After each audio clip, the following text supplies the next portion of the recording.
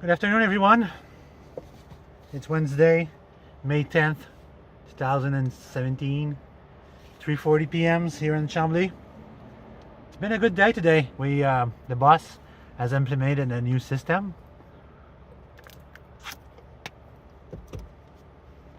It doesn't please the old guy. He doesn't like that because I'm in charge of the new system. So it really pisses him off that he has to follow now what I say. I learned enough, and you say like Monday I had an evaluation, and the two bosses and the floor manager, they say that wow, really?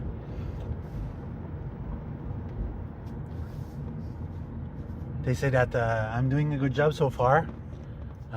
There's a few things I had to keep in mind, that when the engineer, the second boss, says I have to not talk to him to distract him when he's working, so that's one thing.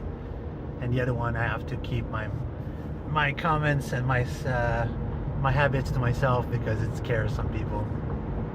So that was a good evaluation.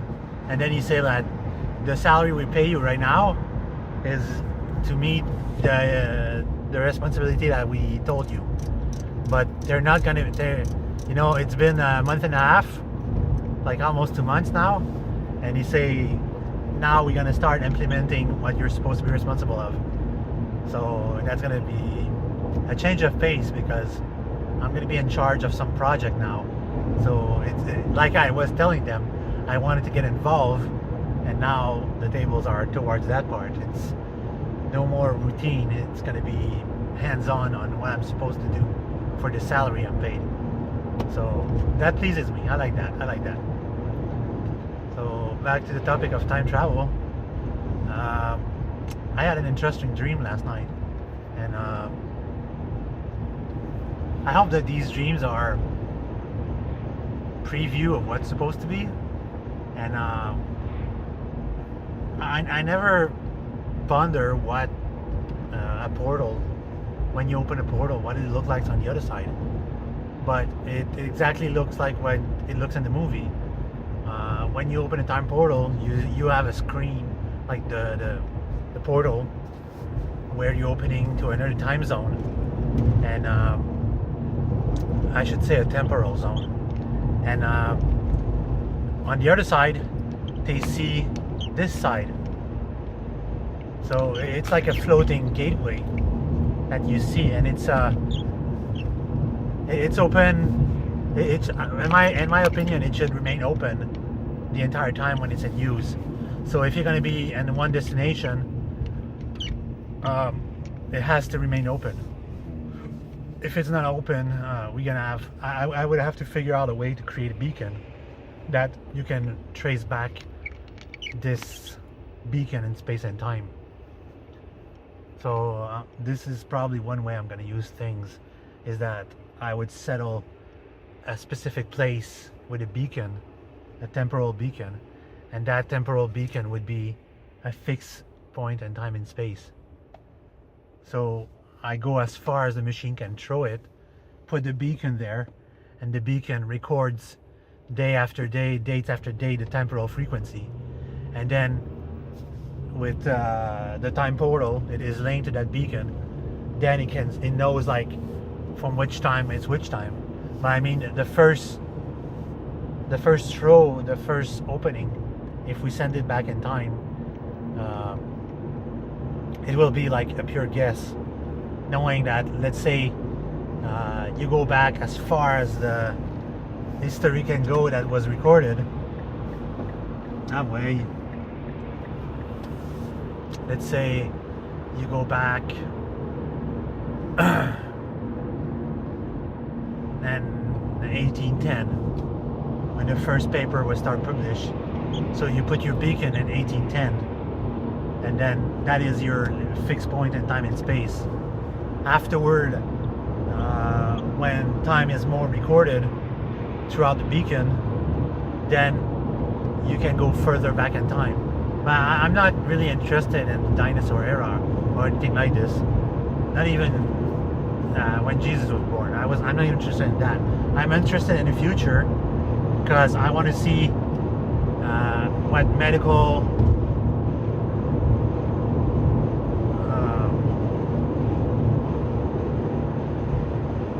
medical marvel we will achieve, and how easily it's going to be in the future. And if it's easy and easy and easy, and at one point you reach where they literally manage to stop the aging process, and the cells are regenerating themselves non-stop, then my goal would be achieved. You know, I won't have to fear cancer or anything like that. So this is got a mouth dusty. This is one goal that I want to achieve throughout time travel, and afterward making temporal tourism. So people of today can visit in the past their loved one that are deceased and try to steer them differently. I know I told one of my friends yesterday about temporal paradox, that if you try to avoid someone to die, the temporal paradox will decide otherwise. There's nothing you can do. You cannot save life. And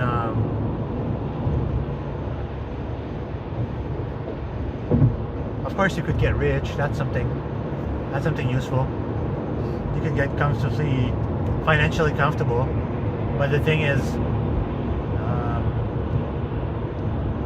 how long is it gonna last, you know? For me personally, reaching close to immortality and working on project over and over is something that's passionate. That's really gonna stimulate me, because as technology advances, I can make project evolve and move on. And I could, at one point, I would learn so much that I could even build a better time machine, like an even better than that one. You know, I could be better than time machine, an even better one. You know, raise the bar, make something even better. So that is one of the goals. And also, if along the way a natural catastrophe happened here that kills half of the population and render the Earth uninhabitable for a long time, my favorite destination is the 70s, when things were easier and I could buy property that I know that today are empty, and I could use them and build my project and my safe place for the time being, and then go back and forth to that place, have a time travel portal over there, and use it as an open door to back and forth in the future. It would be a safe place, you know. So those are all nice projects. Seriously hoping that it's gonna work out. Things that are supposed to happen will happen, and the event will unfold as I planned that it would. Some people say it's wishful thinking, but if you don't try, you don't know. That's my motto. You don't know if you don't try. So I'm up to a 9, still at 10 minutes. Alright, that's pretty much for it today. I have to focus on the road. I don't know how I managed to do talking to you guys and driving at the same time. It's just force of habit. I've been doing that for 5 months now. And my car has become my YouTube studio. I always do my vlog inside my car. On the weekend, usually I used to do 1 or 2 vlogs a weekend, But sorry. Sorry about that. I laid off the weekend vlog because I need to relax. And most of the time on the weekend I'm working. So in the near future, if things don't change right away, I'm gonna be busy every weekend.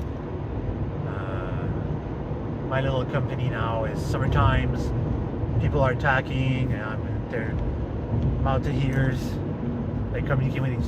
They're sharing their information with each other about me, and I'm getting new customers, and it's high demanding. You know, it's the customer I'm getting. I'm trying to filter my customer base as high-paying jobs, not just small one, but also like high-paying jobs that are going to be over weekends. You know, not just a one-day job where I'm stressed and I don't do a good job.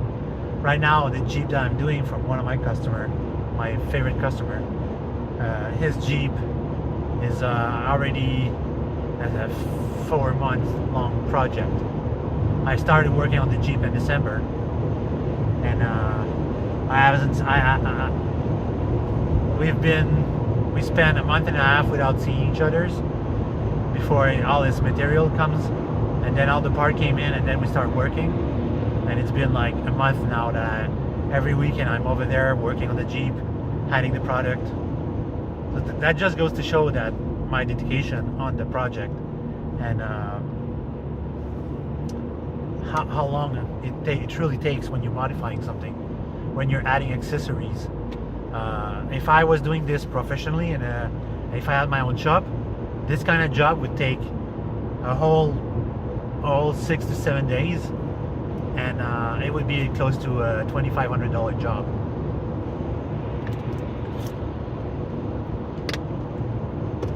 I know I can do mechanic, but here in Quebec, what I would do, I'm not allowed to do mechanic. I could do accessorize, that's pretty much it. Meaning that I can take off a drivetrain, put a new one, add suspension component, add new ones, change the bumpers, add electrical components all over the place, and that's pretty much it. But when it comes to modifying the engine and adding parts to the engine, I need a mechanic certificate, which I could easily do. If I would start my own business, I would go take the speed lesson, the speed test, because they know I've been doing that for 20 odd years, and I would just do the test. No lesson, nothing.